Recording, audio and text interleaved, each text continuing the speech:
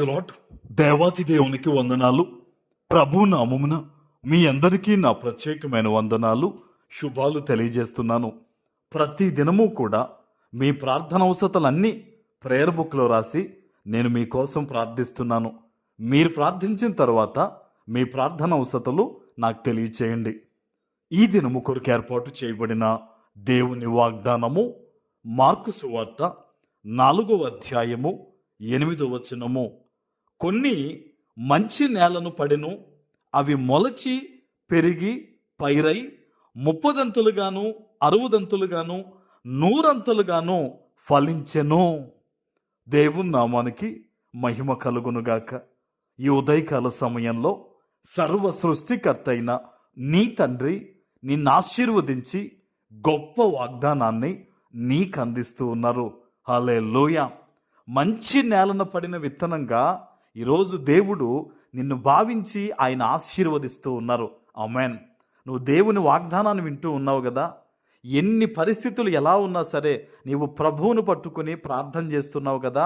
నీవు మంచి నేలన పడిన విత్తనం. ఆమేన్. దేవుని యొక్క మహా ఆశీర్వాదము చేత దేవుడు చెప్తున్న మాట ఏంటో తెలుసా? ఈరోజు నుంచి నువ్వు విస్తరించబడి, చూడండి ఇక్కడ, అవి మొలచి పెరిగి గొప్ప పైరుగా మారి 30దంతులుగా 60దంతులుగా 100అంతులుగా ఫలించబోతూ ఉన్నావు. ఆమేన్. నీ ఉద్యోగములో కానీ వ్యాపారములో కానీ కొన్ని ఆర్థిక పరిస్థితుల్లో కానీ దేవుడిస్తున్న వాగ్దానం ఇది. దినము కూడా ఈ రోజు నుంచి నువ్వు గొప్పగా అభివృద్ధి చెందబోతూ ఉన్నావు. ఆమేన్. ఎలా జరుగుతుంది ఇది? నా జీవితంలో నాకు ఎవరు సపోర్ట్గా లేరు కదా, నా చుట్టూ ఇలాంటి ఇబ్బందులే ఉన్నాయి కదా అని అనుకుంటున్నావా? నువ్వు ఎవరిలో ఉన్నావు? క్రీస్తులో ఉన్నావు.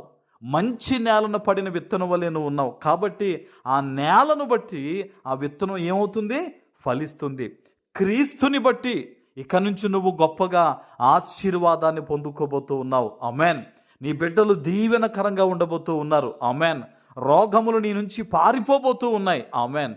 దేవుని సన్నిధిలో ప్రార్థించు.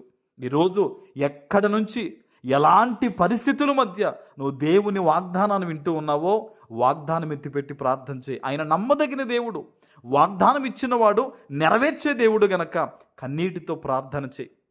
దేవుని సన్నిధిలో నీ ప్రార్థన వృధాగా పోదు, నీ కన్నీరు వృధాగా పోదు. ఆయన అన్నీ చూస్తున్నాడు. ఆయన నిన్ను తగ్గించుకుని గనక నువ్వు దేవుని సన్నిధిలో విశ్వాసంతో ప్రార్థన చేయగలిగితే తప్పకుండా దేవుడు నిన్ను ఆశీర్వదిస్తాడు. ఆయన ఇచ్చే ఆశీర్వాదం కూడా ఏదో కొద్దిపాటి ఆశీర్వాదం కాదు. చూడండి, ఇక్కడ ఏమనుంది? 30దంతులుగాను, తర్వాత 60దంతులుగాను, తర్వాత 100అంతల ఆశీర్వాదం అంట. ఈరోజు నువ్వు అలాగే దీవించబడబోతూ ఉన్నావు. దినము కూడా నీ అభివృద్ధి అనేది ఎదుగుతూనే ఉంటుంది యేసు నామములో. ఆమేన్. అట్టి కృప దేవుడు నీకు ఇస్తూ ఉన్నాడు గనక దేవుని సన్నిధిలో ఒక్కసారి పరిశీలన చేసుకో, ఆత్మ పరిశీలన చేసుకో. నేను ఎక్కడ దేవునికి వ్యతిరేకంగా బతుకుతున్నాను? నేను ఇంకా దేవుని కోసం ఏం చేయగలను?